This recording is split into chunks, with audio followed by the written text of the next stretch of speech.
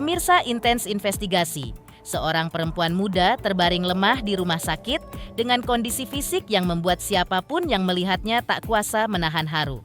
Di balik kondisi memprihatinkan Yuvita Tri Rizky, kini muncul penyesalan mendalam dari pihak keluarga yang merasa tak menyadari sejak awal tanda-tanda bahaya yang mengintai korban. Benarkah selama ini Yuvita berusaha memberi isyarat namun tak ada yang menyadarinya? Mengapa setiap upaya keluarga untuk menolong justru berujung kemarahan dari korban? Apa yang sebenarnya terjadi di balik hubungan Yuvita dengan Taufik Hidayat hingga berujung pada dugaan penyekapan dan kekerasan yang menghancurkan masa depannya? Di tengah proses pemulihan yang masih panjang, seperti apa pula keluarga mengungkap fakta-fakta baru yang mengejutkan? Hingga pengakuan mengejutkan mengenai 2 lokasi berbeda yang diduga menjadi tempat penyekapan korban. Lalu, seperti apa ungkapan keluarga saat melihat kondisi Yuvita saat ini? Benarkah pelaku sempat berusaha mencari pembelaan sebelum ditangkap? Dan fakta baru apa lagi yang akan terungkap dalam proses rekonstruksi nanti? Pemirsa, bersama Intens Investigasi, kami hadirkan kabar terkini, terpercaya, dan teraktual. Tetapi sebelumnya, jangan lupa untuk like, subscribe, dan juga share channel YouTube ini.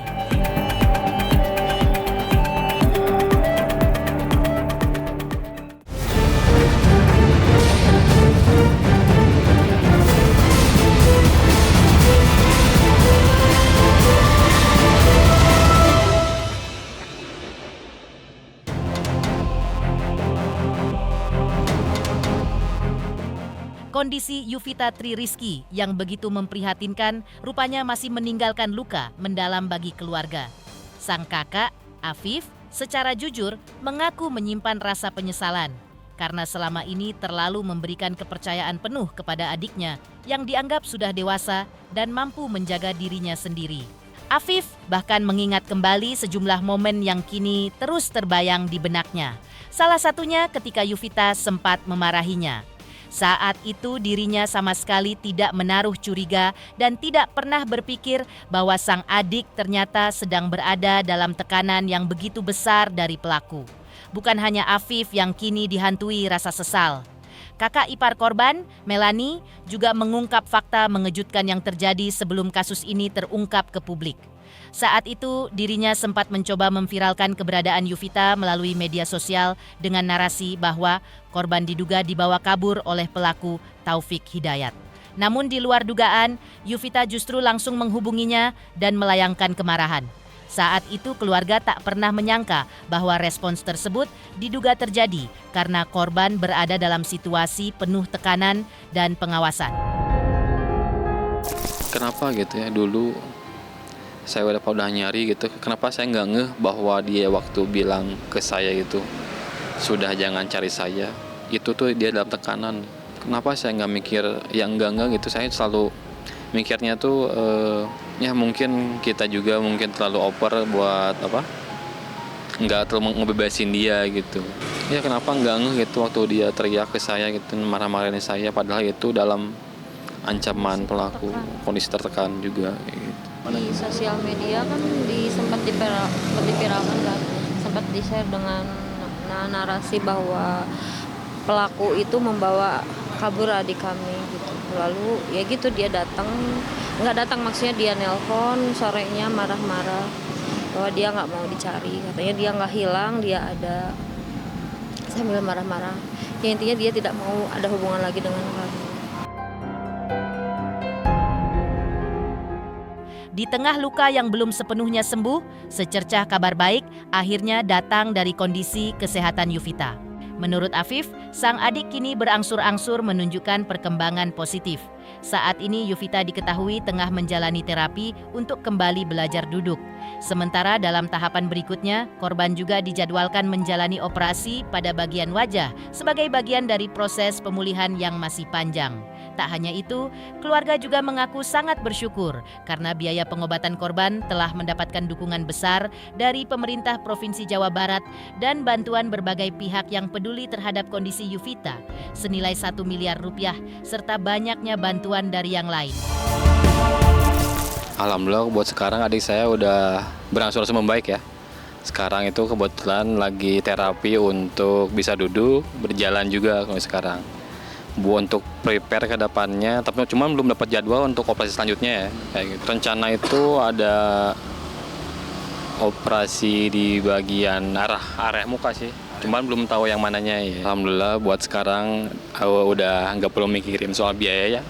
Alhamdulillah udah tanggung semua sama Pak Kadem dan Pemprov Jabar kayak gitu. Itu kemarin untuk masuk deposit tahap awal di rumah sakit udah masuk 1 M kemarin. Tentu masa terbantu ya, alhamdulillah. Itu banyak yang peduli, banyak yang bantuin juga sahabat-sahabat semuanya gitu kan. Alhamdulillah banyak yang bantu peduli juga. Sementara itu, proses hukum terhadap pelaku juga terus bergulir. Melani mengungkapkan bahwa dalam waktu dekat pihak kepolisian dikabarkan akan menggelar rekonstruksi guna mengungkap secara rinci rangkaian peristiwa yang dialami korban. Keluarga pun turut menyoroti beredarnya video yang memperlihatkan pelaku Taufik Hidayat mendatangi kantor Dinas Gubernur Jawa Barat, yaitu Dedi Mulyadi, sebelum akhirnya ditangkap pihak berwajib. Menanggapi video tersebut, keluarga menilai kedatangan pelaku diduga untuk mencari pembelaan sekaligus mencoba memutar balikan fakta yang sebenarnya terjadi. Iya nanti ada rekonstruksi rencananya, tapi belum tahu tanggal kapannya. Kapannya belum tahu, ada rekonstruksi. Untuk kondisi kaki itu sekarang itu adanya bolong ya dalam. Jadi kemarin itu sempat dijahit, cuman sobek lagi, begitu. Jadi sekarang itu masih dibantu alat buat ngangkat tulang sendi ke atas gitu, biar nggak bolong ke bawah kayak gitu. Akan ke kaki juga sampai ada rekonstruksi ke kaki. Kapan tuh rekonstruksi? Belum ada sih, belum ada keterangan kapan-kapannya belum ada. Berarti belum ada. Tapi rencananya ada dekat ini. Kalau itu sih dari segi kita keluarga mungkin dia itu pengen dapat pembelaan. Memutarbalikkan fakta nyari pembelaan. Dia pengen ini dari POV-nya dia gitu, keterangan dari dia. Bagi Afif, apa yang dilakukan pelaku bukan sekadar tindakan kriminal biasa. Ia menilai perbuatan tersebut telah menghancurkan masa depan sang adik yang selama ini menjadi kebanggaan keluarga. Melihat Yuvita harus menanggung penderitaan fisik dan mental akibat dugaan penyiksaan yang dialaminya, membuat Afif tak mampu menyembunyikan kesedihannya. Di tengah perjuangan panjang menuju kesembuhan, keluarga kini hanya berharap keadilan dapat ditegakkan dan pelaku mempertanggungjawabkan seluruh perbuatannya. Kok kami di pihak keluarga tentu saja ya, karena ini kan udah nggak manusiawi gitu apa yang dilakukan pelaku terhadap adik saya gitu ya, adik yang saya banggain masa depannya ke depannya lagi cerah-cerahnya gitu kan, sekarang udah hancur semuanya. Dia sudah fisiknya dihancurkan, mentalnya dihancurkan, dan masa depannya juga semua dihancurkan sama dia. Jadi seperti meskipun penyiksaannya sudah selesai tapi penderitaannya selamanya gitu. Sampai sekarang saya masih mempertanyakan gitu. Saya belum dapat jawabannya sampai sekarang kenapa dia seperti itu. Si pelaku maksudnya kenapa tega seperti itu ke adik saya. Selanjutnya, seperti apa pula kehadiran Kang Dedi Mulyadi di tengah duka mendalam keluarga Yuvita tak sekadar memberi dukungan moral, beliau dikabarkan siap menggelontorkan jaminan pembiayaan hingga miliaran rupiah demi kesembuhan total Yuvita. Di sisi lain, bagaimana pula sang pelaku Taufik Hidayat dengan nada penuh penyesalan melayangkan permohonan maaf atas tindakan fatal yang merenggut masa depan Yuvita. Dan bagaimanakah respons keluarga menanggapi permintaan maaf dari Taufik tersebut?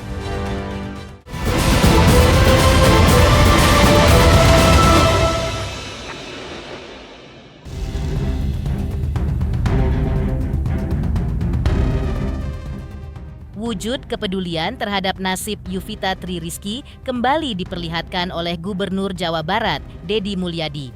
Di tengah padatnya agenda pemerintahan, pria yang akrab disapa Kang Dedi Mulyadi itu menyempatkan diri untuk hadir dan melihat langsung perkembangan kondisi korban. Dalam kesempatan tersebut, Kang Dedi memberikan jaminan bahwa seluruh kebutuhan pelayanan kesehatan Yuvita akan ditanggung hingga korban benar-benar pulih dan dapat menjalani kehidupannya kembali. Tak tanggung-tanggung, berdasarkan perhitungan yang telah disiapkan, dana hingga 1 miliar rupiah disebut telah dialokasikan untuk mendukung proses pengobatan dan pemulihan korban dalam jangka panjang.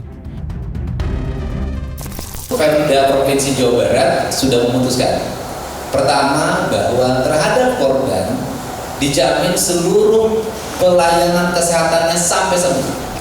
Berdasarkan catatan keuangan yang saya miliki hari ini, maka dibutuhkan dalam 2 minggu ini sebesar 1 miliar rupiah. Dan kami menyiapkannya.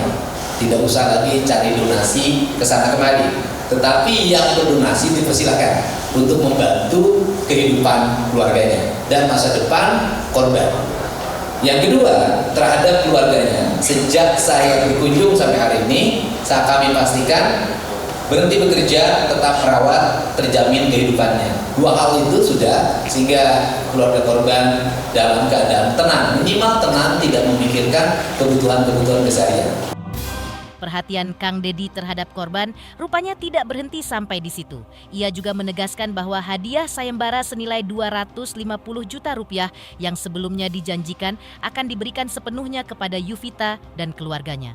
Dana tersebut diharapkan dapat membantu memenuhi kebutuhan korban selama masa pemulihan, sekaligus menjadi bekal untuk menata kembali masa depan yang sempat hancur akibat tragedi yang menimpanya. Saya pernah menyampaikan sayembara.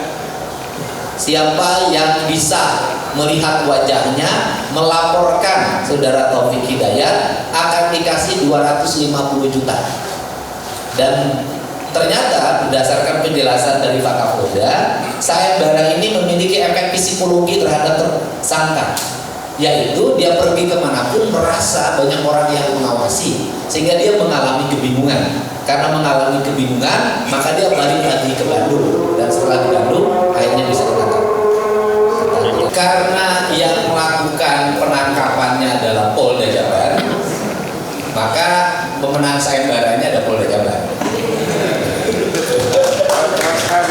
Dan Pak Kapolda telepon saya, kan tidak mungkin Polda Jabar menerima sayembara, sehingga meminta pada saya, sudah nanti kita serahkan pada keluarga korban untuk bekal masa depannya. Untuk itu saya mengucapkan terima kasih, mohon maaf bagi masyarakat yang tidak berani untuk melaporkan secara resmi, sehingga tidak kebagian 250 juta. Terima kasih. Assalamualaikum warahmatullahi wabarakatuh. Dan saya menyerahkan ini Pak kepada Bapak. Terima kasih. Assalamualaikum warahmatullahi wabarakatuh. Saat dirilis Polda Jawa Barat kemarin, Taufik Hidayat, pelaku penyekapan dan penyiksaan Yuvita, hanya bisa terus menunduk. Wajah yang semula tenang saat ditangkap seketika berubah kaku dan tak berani menatap kamera, meski polisi sempat mencoba mengangkat dagunya. Di hadapan awak media, dengan nada terbata-bata, Taufik menyampaikan beberapa patah kata penyesalan dan permohonan maaf atas aksi kejamnya. Namun, raut sedih sang pelaku tak melunakkan keadaan. Kang Dedi Mulyadi menegaskan, tidak ada toleransi bagi tindakan tidak manusiawi tersebut. Baginya, permintaan maaf Taufik kini sama sekali tak bermanfaat dan sudah sangat terlambat.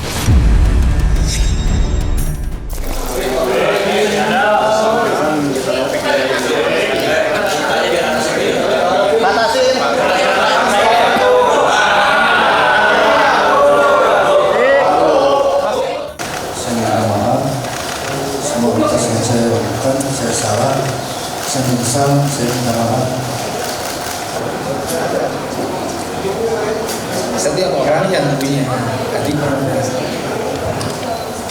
atau anak perempuan pasti memiliki efek psikologi. Peristiwa yang sangat kejam ini adalah peristiwa yang melukai kemanusiaan, melukai hati siapapun yang menjadi ayah atau kakak, sehingga tidak ada toleransi bagi pelaku. Bagi saya, permintaan maaf itu bukan hal yang bermanfaat saat ini. Namun benarkah kondisi Yovita kini sudah jauh lebih baik? Dan fakta mengejutkan apa yang akhirnya diungkap sang adik soal 2 lokasi berbeda yang diduga menjadi tempat penyekapan korban? Saksikan pengakuan lengkap keluarga Yovita yang mengungkap kerinduan mendalam sekaligus fakta baru yang membuat publik kembali terkejut.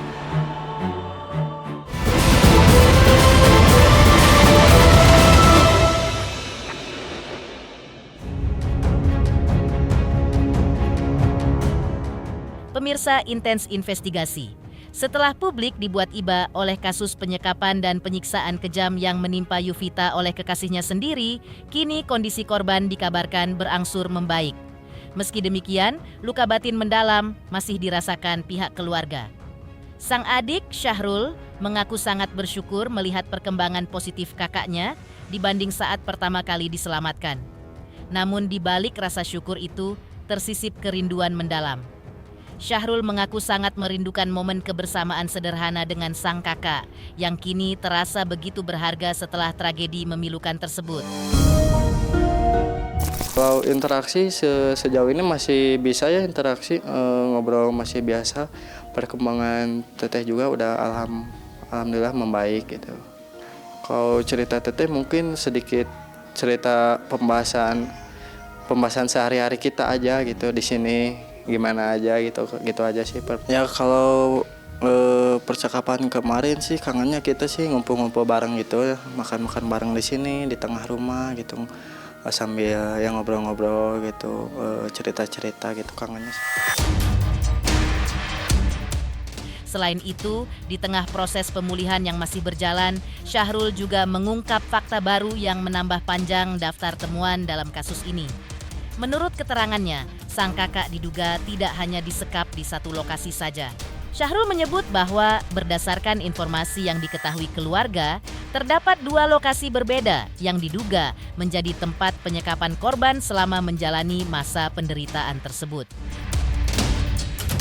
Lokasi penyekapannya kalau setahu saya sih di yang pinggir Gereja Cinuk itu satu. Terus kemarin lihat lagi di daerah Ujung Barung, Ciwaru namanya itu.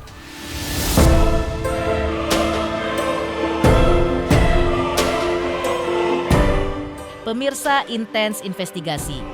Jangan lupa saksikan terus Intens Investigasi dan pastikan jangan lupa untuk like, subscribe, share, dan juga komen.